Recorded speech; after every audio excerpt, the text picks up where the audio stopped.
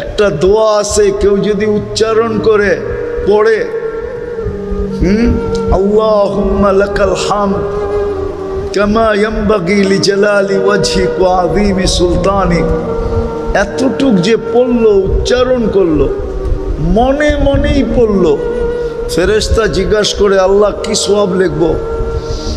তো আল্লাহ জবাব দেয়, যেইভাবে বলছে ওইভাবে লেখা রাখো। এটার সওয়াব লেখার মতো সংখ্যা তোমাদের জানা নাই।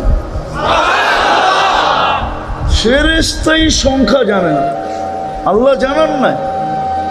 বলছে যেমন বলছে তেমন লেখা রাখো, সংখ্যা আমি আল্লাহ নিজে বসায় নিব, তোমাদের কাছে এত সংখ্যা নাই।